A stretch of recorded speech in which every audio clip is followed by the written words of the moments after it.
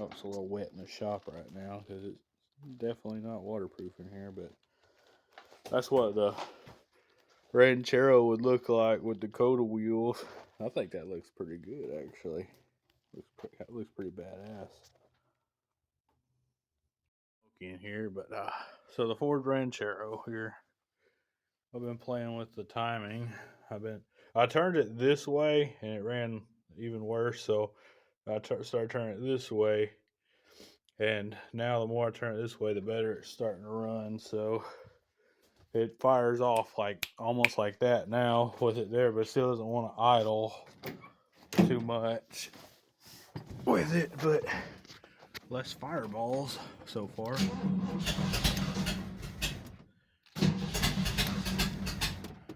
And let's pump some gas. There we go. Yeah.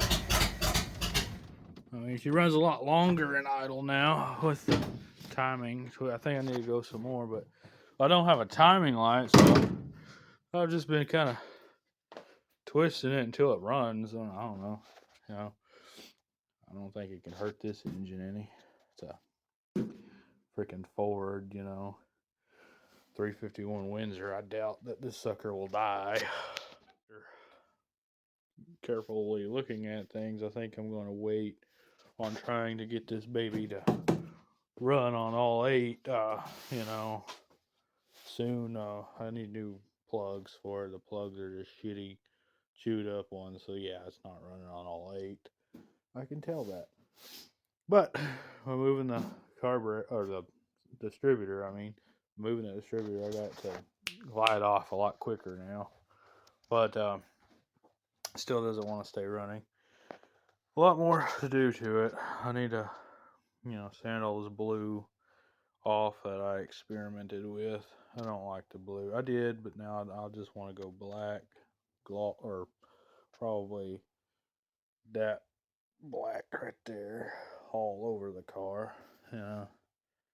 And so I'm gonna wait on that till I get some money to get plug wires for it. But I'm gonna wait on the getting it running.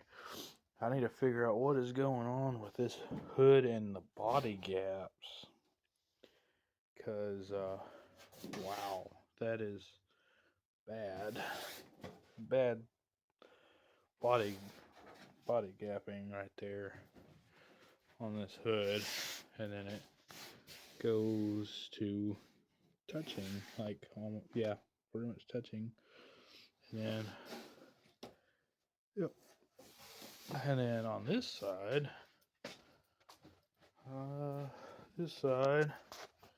it's actually, yeah, touching, overlaying, touching, and then into big old gap. I know it's on 4 jack stands right now, and it could maybe be twisting up the car or something because I'm having trouble closing that door over there, and they were opening and closing just fine.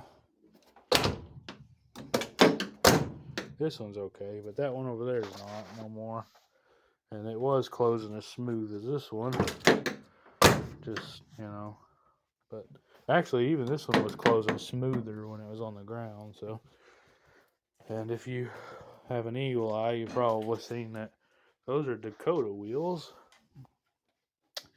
I was just throwing them there to get them out of my way because my little shack that I'm in, my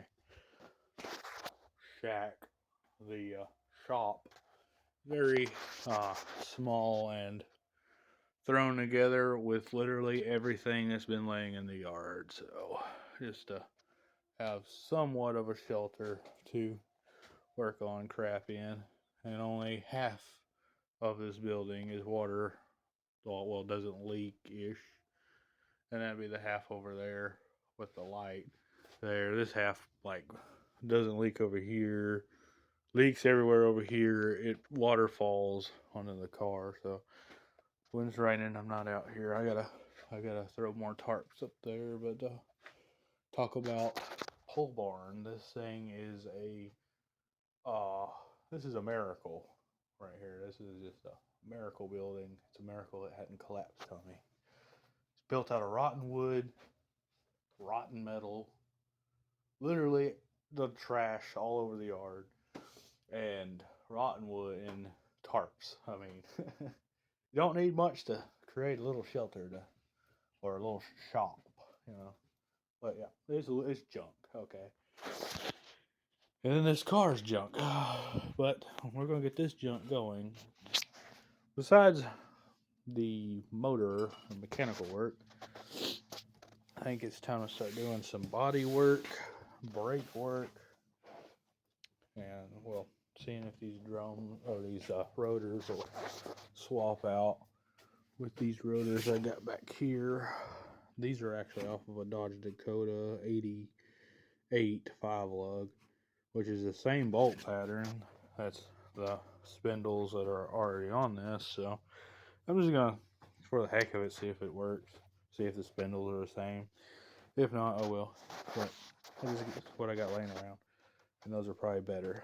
And then I need to do some sanding on this body work. So yeah, I got a lot more paint work to do to this thing. So yeah, she also needs some more dash work done to it. I gotta fix, I don't know if you can see this, the cracked dash that's in it. And it needs a new steering column.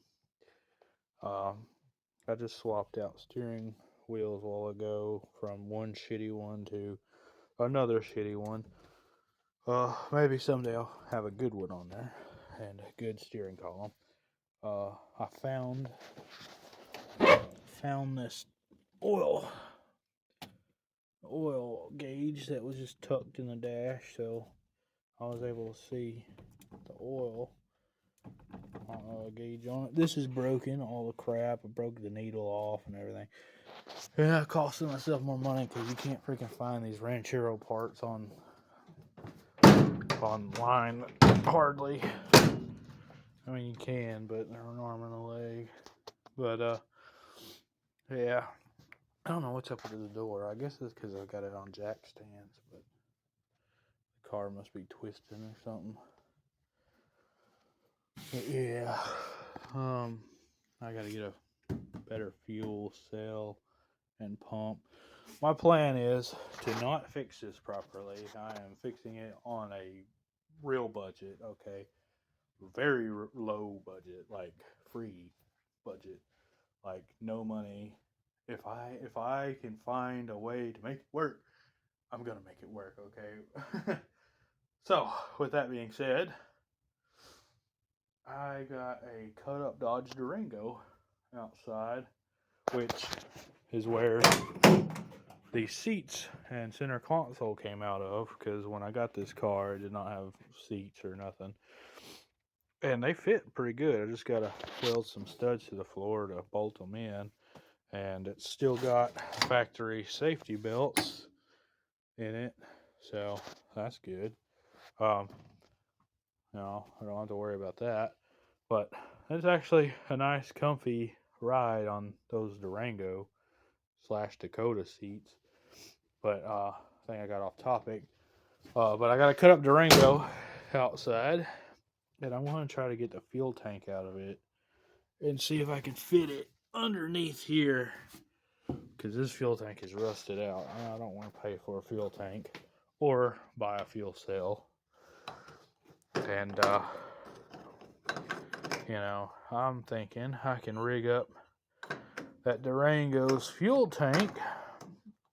And I know if you know your stuff about them, then you'll know that the tank is long, and I want to try to shove it underneath the bed of this lengthwise to where I can still use the filler neck. And I want to try to wire up the fuel pump that's already in that tank of the Durango to pump gas into the carburetor. instead of using a clicky clack because I don't want to buy one. So I know the fuel pump on the block is okay. It pumps, but I think it's weak and probably going out. So yeah, this is my plans for it. I got the mirrors for it over here in this junk pile, and all of the glass is busted out of both of them, I believe. Yep, the glass is busted out of both of these, and I gotta go to a junkyard and try to find these mirrors. They're metal, and I can get replicas of these that look identical, but they're made out of plastic at O'Reilly's, or actually Advanced Auto. They have these, same bracket, same cone shape and everything. They're just plastic. And I don't want plastic ones. I want to try to reuse the metal on here. So if I can't find junkyard mirrors that's got the glass in them and all there, I'm thinking about buying the replacements from Advanced Auto and seeing if I can't take the glass, the actual mirrors out of them, and somehow put them in these cups here, in these. So yeah, and of course they're not going to ever in their life adjust again. But so that's the plan with the mirrors. So I'm if I'm lazy enough, I'll probably just buy the plastic ones and slap them on there if that bracket is the same size. That's the replacement. But anyway, there's that. Got a shit ton of stuff to do. I got an antenna for this. I found out in the yards. And I don't even know where the crap it came from, but I'm glad I found this because I was looking in junkyards for one of these and I didn't want to pay for one. Free is always better, and it is a factory Ford antenna, which is awesome. I mean, that's just lovely. And the bolt holes match up, some self-tappers, and it'll be good to go. I think it actually goes this way. No, it goes the other way. Yep, it goes that way. Anyway, I just don't have the trim piece that covers this part. I'm not worried about it, as long as I get an antenna that works, because I'm planning on putting a radio in this car because I want to daily drive it, even though I am jury rigging this thing to death to get it to run and drive and work and legal. I still want to daily drive this someday. I got a title coming in on it finally, because I bought it without a title, and that is a headache, but I've got a title coming in on it finally that will be clean in my name. And yeah, cost it a little bit of money, but you know, luckily this car was originally from my state, or I wouldn't have been able to do that. So yeah, but she's clean, clear. Anybody wondering about how to get a title on something that you bought a title without, there's this little place in where I'm from in Arkansas. There's a little place in Searcy that it's called Morning Sun. You can go and get a bonded title, and your state's probably different if you're not from Arkansas.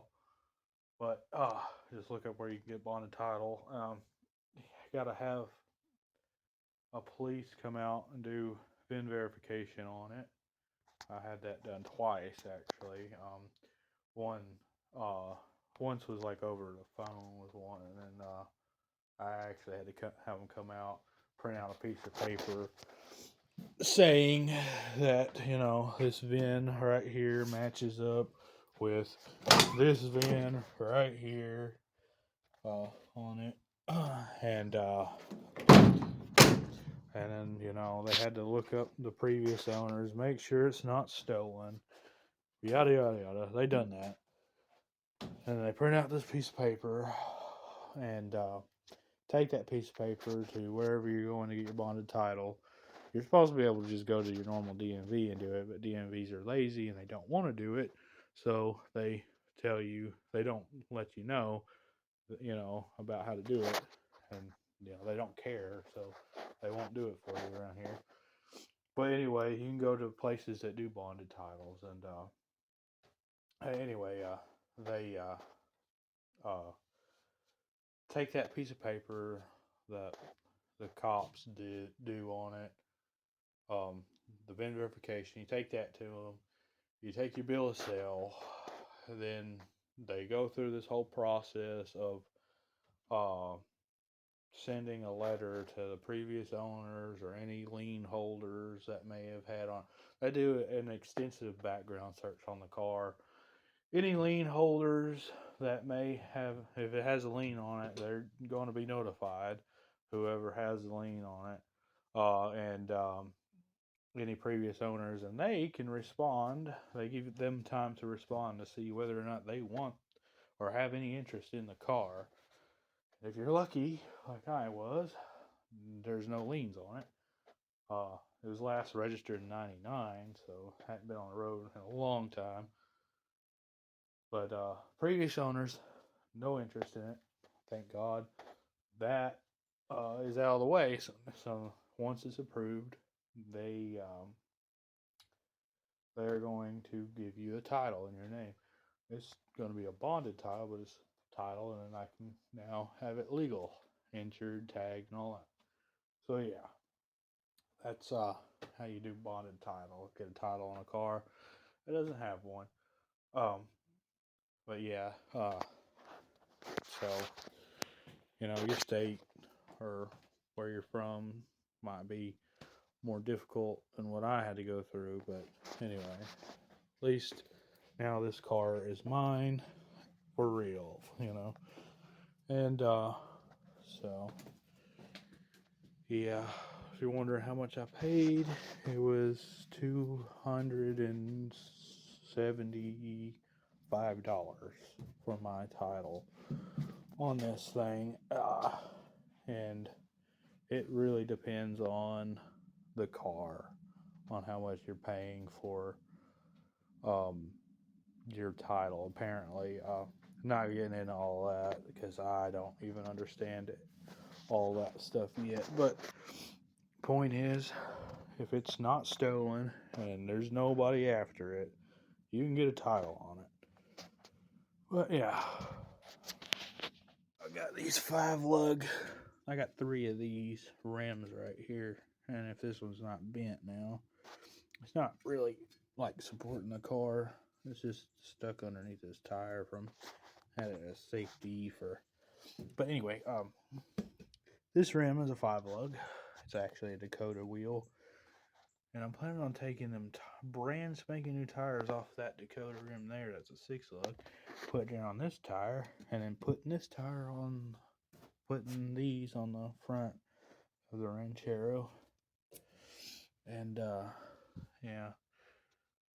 5-lug Dakota. The 80s 5-lug Dakota is the same lug pattern as this Ford Ranchero. But I got 2 brand new tires that are going to be going on the front of this bad boy. And the tires themselves, not the rims, of course. And then these back ones on both sides, they're decent, but they're dry rotted. But they got really decent tread.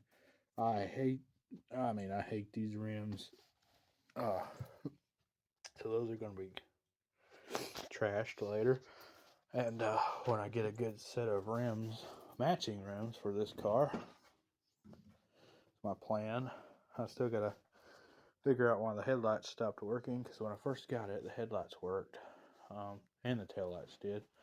I just put fuses in it. Still nothing, but I know that this switch in here fell apart, so now I've got to get a new headlight switch for it. Just pin fell out, and this, I don't know, it's just junk. So gotta fix that.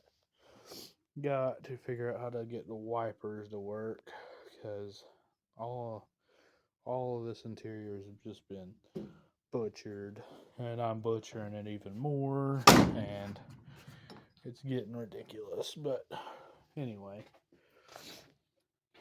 probably make more videos on actually doing stuff to it soon. I'm just making video right now to put out there to address my future plans on it, and try to